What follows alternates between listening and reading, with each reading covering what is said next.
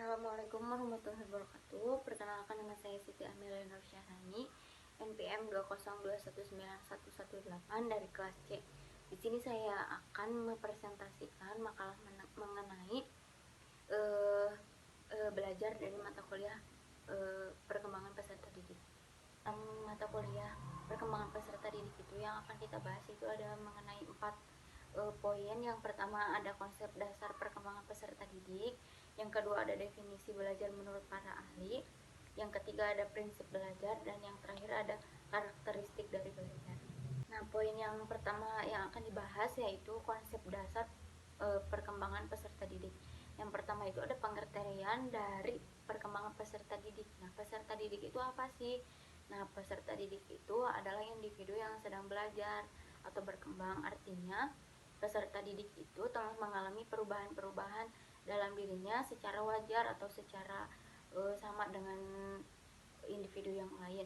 Nah, baik ditunjukkan dari sifat, fisik, ataupun penyesuaian dengan lingkungan. Lalu di konsep dasar pengembangan peserta didik itu ada tujuan mempelajari perkembangan peserta didik.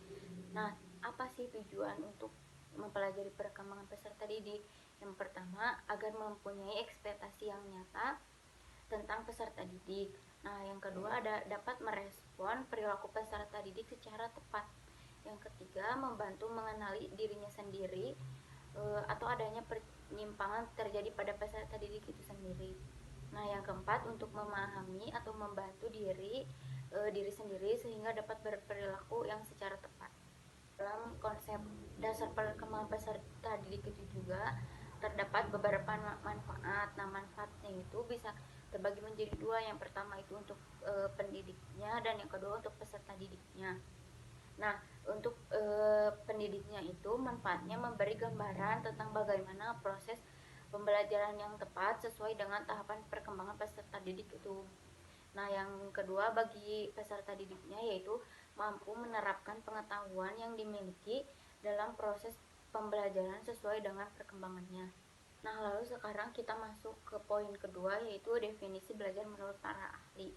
Nah, di sini yang pertama ada dari Hamalik tahun 2010, yaitu belajar adalah bukan suatu tujuan tetapi merupakan proses untuk mencapai tujuan itu sendiri. Nah, belajar adalah modifikasi atau memperteguh kelakuan melalui pengalaman.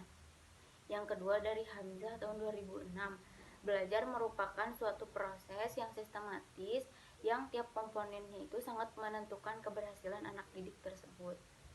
Yang ketiga dari Yanto tahun 2010, seseorang itu dikatakan belajar kalau dapat melakukan sesuatu dengan cara-cara latihan sehingga yang bersangkutan itu menjadi berubah.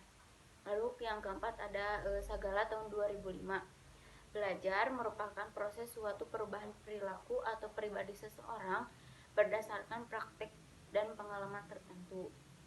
Yang kelima ada dari Sanjaya tahun 2008, yaitu berdasarkan yaitu belajar sebagai proses perubahan perilaku sebagai akibat dari pengalaman dan latihan. Nah, kita masuk ke poin yang ketiga yaitu prinsip belajar. Nah, dalam prinsip belajar ini sendiri itu memiliki beberapa poin yang penting. Yang pertama itu ada perhatian. Nah, poin ini itu yang paling penting dalam proses belajar. Mengapa demikian? Karena bila kita tidak memperhatikan terhadap proses pembelajaran tersebut, maka tujuannya pun tidak akan tercapai, dan saat proses pembelajarannya itu pun kita tidak akan bisa menyerap atau memproses materi-materi yang diajarkan. Nah, yang kedua ada motivasi.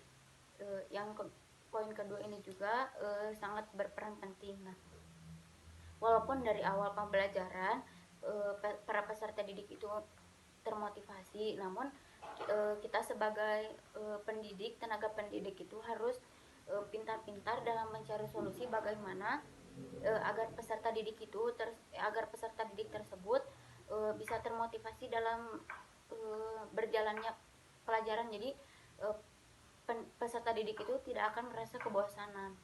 Nah, yang ketiga itu ada keaktifan peserta didik.